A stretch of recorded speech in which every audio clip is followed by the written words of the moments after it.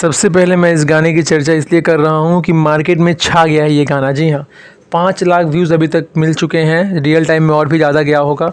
आपको बता दूँ, गाने का टाइटल तो आपने देखा ही होगा, सुना ही होगा कि टुन टुन खेसारी इंडिया हिला दो। जी हाँ, ये गाना दीपाली फिल्म्स पे आया है।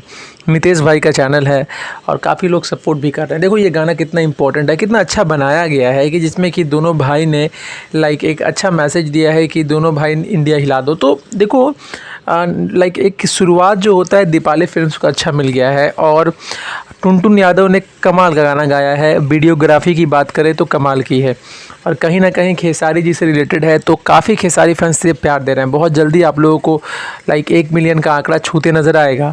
बस आप लोग प्यार देते रहिए इस गाने को। और मैं यही बोलना चाहूँगा कि देखो यार, टूटना नहीं है, टूट जाएंगे तो बिखर जाएंगे। अगर एक साथ चलेंगे ना तो बड़ा मज़ा आएगा, उड़ने में बहुत मज़ा आएगा।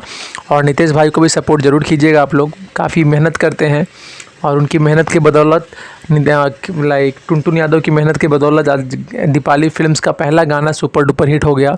बहुत बहुत शुभकामना भी है।